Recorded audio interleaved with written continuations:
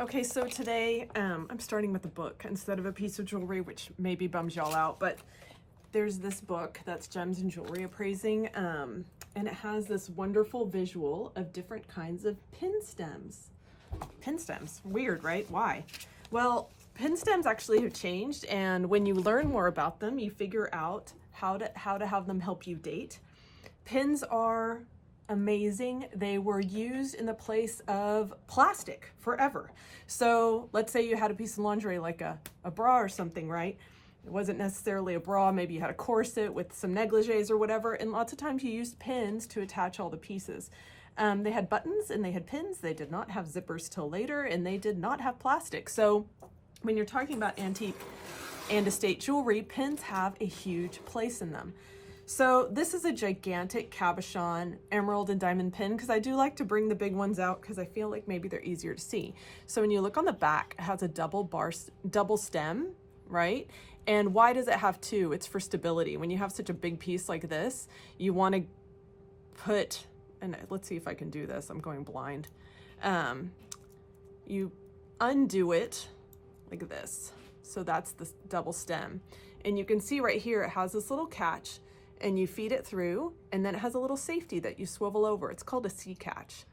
So C catches were invented a little later, after the 1890s, and it also has, this particular one has a little bail that you can pull up and down, so you can also wear it as a pendant in case you didn't want to wear it as a pin. Okay, with a double pin stem or any pin, how do you put it on?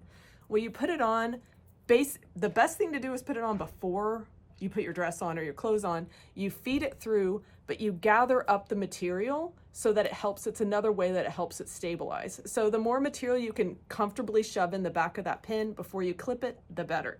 Did you know that? Did I teach you something? Okay, so that's this. Another type of pin stem is the traditional C catch. This is just a single.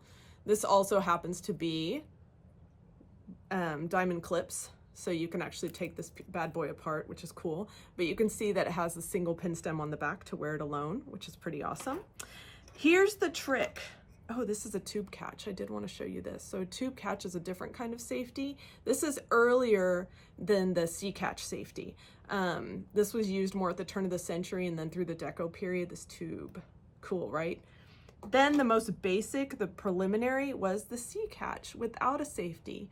And the C catch is basically just a curl of metal, and you put the pin stem through it, and it has good tension in the stem. So it's something that if your pin stem is loosey-goosey, you can always take it to the jeweler and have it adjusted. But here's a trick. See this pin stem, how unbelievably long it is and how much it sticks out?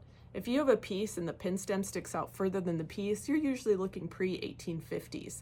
The longer the pin stem, usually the earlier the piece. This is actually a Giuliano piece. It has a little fitted box, and you can see that it is made for this really long pin stem because I put it in here, and then when I take it out, you can see the shadow of the pin stem that sticks all the way out.